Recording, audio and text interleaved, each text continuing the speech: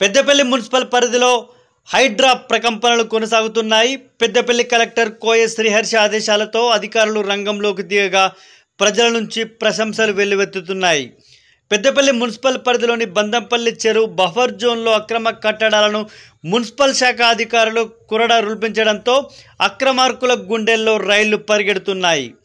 పెద్దపల్లి జిల్లా అధికార యంత్రాంగం ఎఫ్టీఎల్ బఫర్ జోన్లపై ప్రత్యేక దృష్టి సారించి చెరువులను రక్షించే దిశగా ముందడుగేయడంతో అక్రమ కట్టడాలపై అధికారులకు సైతం పలు ఫిర్యాదులు అందుతున్న పరిస్థితి పెద్దపల్లి మున్సిపల్లో నెలకొంది.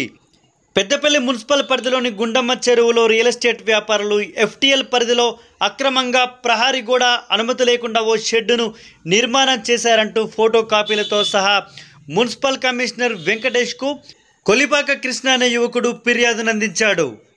అధికారులు వెంటనే చర్యలు చేపట్టాలంటూ తన ఫిర్యాదులో పేర్కొన్నాడు. మున్సిపల్ కమిషనర్ వెంకటేష్ను వివరణ కోరగా ఇరిగేషన్ రెవెన్యూ సర్వే అధికారుల బృందానికి ఫిర్యాదు కాపీని అందించినట్లుగా పేర్కొన్నారు. అధికారులు ఇచ్చే రిపోర్ట్ ఆధారంగా చర్యలు చేపడతామని మున్సిపల్ కమిషనర్ వెంకటేష్ తెలిపారు.